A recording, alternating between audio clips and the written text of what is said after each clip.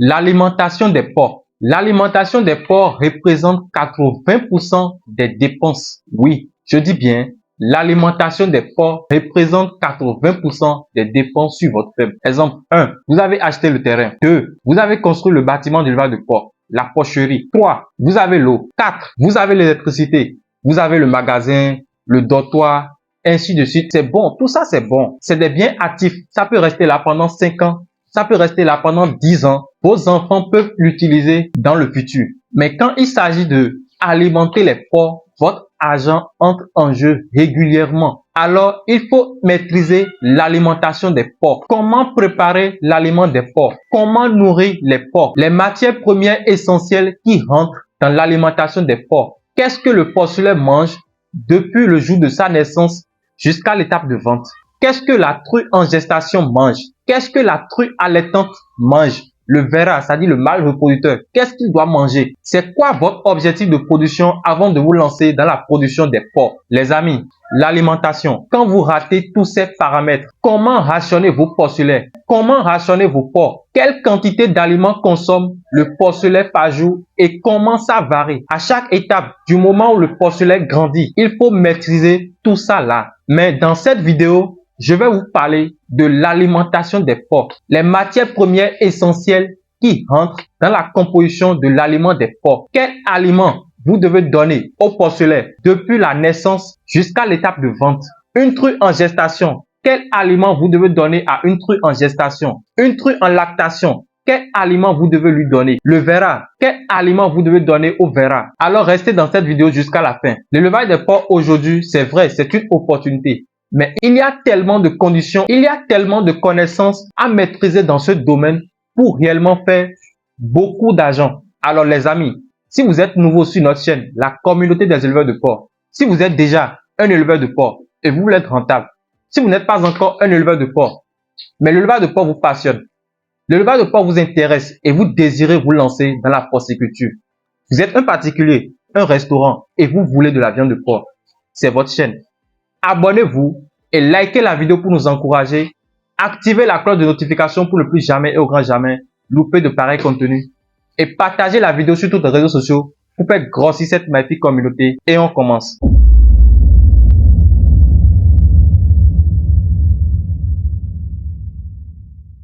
Salut chers membres de la communauté des éleveurs de porcs. Alors pour ceux qui ne me connaissent pas, je suis Frégis, le père des porcs. Je suis agronome de formation, un technicien supérieur. Entrepreneur agricole sur le terrain 24 heures sur 24 heures. Alors sur ma chaîne, je parle d'agriculture, je parle d'entrepreneuriat, je parle de développement et je parle surtout de l'élevage de porc parce que je suis convaincu que la viande de porc est la viande la plus consommée partout dans le monde entier aujourd'hui. La viande de porc est la viande la plus consommée dans chacun de nos pays en Afrique. Alors ma mission pour avoir créé cette chaîne, c'est pour aider beaucoup de personnes, beaucoup de jeunes, toute personne qui désire installer une ferme rentable en élevage de porc. Les amis, seul l'agro-business peut libérer notre continent aujourd'hui. L'élevage de porc, l'élevage des lapins, l'élevage des poulets Goliath. Seul l'agro-business peut amener notre continent à atteindre l'autosuffisance alimentaire. C'est dans ce contexte que l'élevage de porc est une opportunité pour nous. L'élevage de porc est une opportunité pour nous les jeunes en Afrique. C'est quoi l'aliment? L'aliment en termes simples, pour ne pas parler gros français, c'est ce que vous donnez à manger à vos porcs. C'est ce que consomme le porc. C'est tout. C'est ce qu'on appelle l'aliment. Il faut comprendre que de la manière dont un être humain a des besoins, l'aliment que consomme un être humain doit répondre, doit satisfaire les besoins de l'être humain. C'est la même chose au niveau des animaux, au niveau des porcs. Donc les porcs aussi ont un besoin alimentaire, ont des normes alimentaires. Donc ce que vous, éleveurs, vous devez préparer comme aliment doit permettre aux porcs de satisfaire ses besoins nutritionnels. Ces besoins alimentaires varient en fonction de chaque stade. Le porcelet premier âge a ses besoins nutritionnels. Le porcelet deuxième âge a ses besoins nutritionnels. Le porcelet en croissance aussi a ses besoins nutritionnels, c'est-à-dire ses normes alimentaires. La true gestante a ses normes alimentaires. La true en lactation a ses normes alimentaires aussi. Alors, vous devez tout faire pour que l'aliment que vous préparez, sinon l'aliment que vous donnez à vos porcs, doit répondre, doit permettre, doit satisfaire les besoins nutritionnels de ces animaux. Dans la barre de description de cette vidéo, je vais mettre les besoins nutritionnels, les normes alimentaires en fonction de chaque stade physiologique des animaux pour vous permettre de réellement savoir est-ce que l'aliment que vous donnez à vos sujets leur permet de satisfaire leurs besoins nutritionnels? Alors, allez dans la barre de description, vous aurez ça.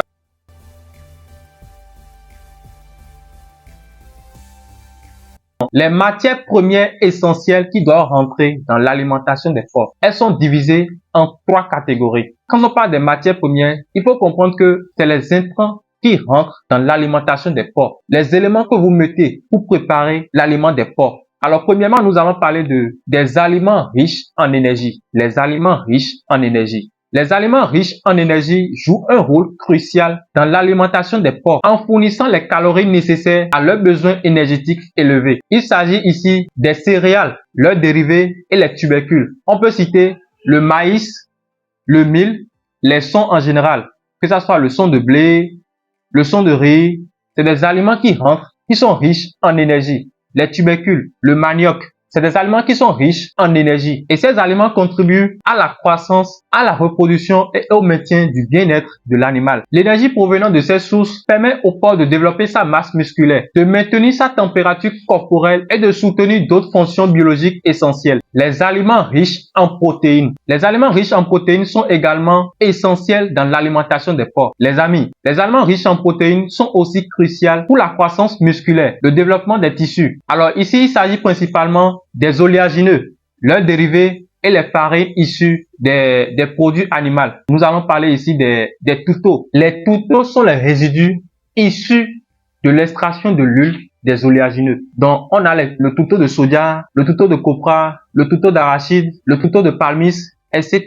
Nous avons aussi la farine de poisson. Une alimentation bien équilibrée en protéines est nécessaire pour assurer une croissance optimale, une reproduction réussie et une santé globale des porcs. Les aliments riches en minéraux. Les aliments riches en minéraux sont composés souvent du calcium, du phosphore, le potassium, le zinc et sont vitaux pour la santé et la performance des porcs. Elles sont aussi essentielles dans le développement des os et des dents. Comme exemple ici, on peut citer la coquille d'huître, le carbonate de calcium, farine d'os, os calciné, le sel de cuisine. Les amis, chers membres de la communauté des éleveurs de porcs, il faut comprendre aussi que les aliments riches en minéraux contribuent aussi à maximiser la productivité et le bien-être animal. Alors, en général, il faut comprendre que le choix des matières premières dépend de la disponibilité dans votre localité. Donc, par exemple, si vous prenez au niveau des aliments riches en énergie, si vous n'avez pas le maïs dans votre localité, il faut vous baser sur l'aliment qui est disponible et qui est riche en énergie,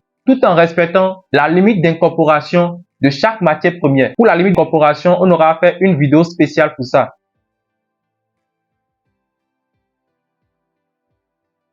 À présent, je vais vous parler des proventes, sinon des aliments que vous devez conditionner dans votre provanderie lorsque vous faites l'élevage de porc. Premièrement, il y a la provente porcelaine premier âge. La provente porcelaine premier âge est destinée aux porcelains qui sont nés et qui ont 10 jours. Donc, c'est-à-dire, c'est à partir du 10e jour de naissance que vous commencez par donner l'aliment porcelain premier âge. Du 10e jour de la naissance au 40e jour de la naissance. Et ici, il faut comprendre que il s'agit simplement d'un aliment complet. Et comme exemple, c'est le Spidolac.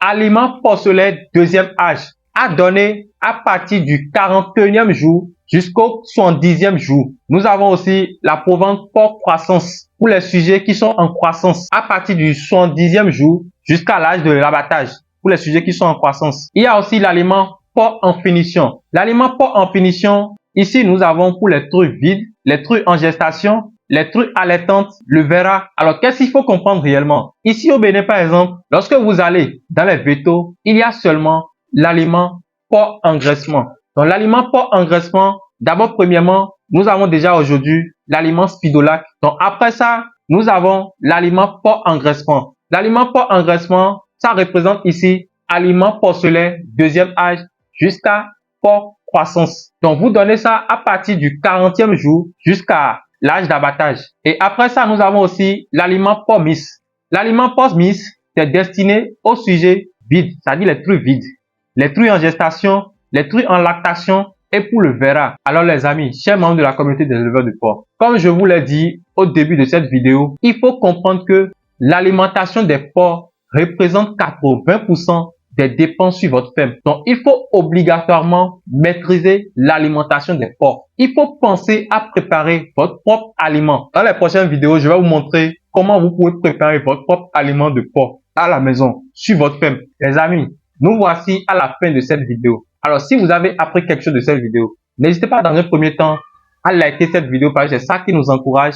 Abonnez-vous, activez la cloche de notification pour ne plus jamais et au grand jamais louper de pareilles vidéos et partagez la vidéo sur tous les réseaux sociaux pour faire grossir cette magnifique communauté de passionnés d'agriculture et d'élevage. Si vous êtes déjà un éleveur de porc et vous voulez être rentable, si vous n'êtes pas encore un éleveur de porc, mais l'élevage de porc vous passionne, l'élevage de porc vous intéresse et vous désirez vous lancer dans la porciculture, vous êtes un particulier, un restaurant et vous voulez de la viande de porc, c'est votre chaîne.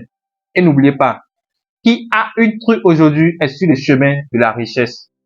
Et on se retrouve pour une prochaine vidéo.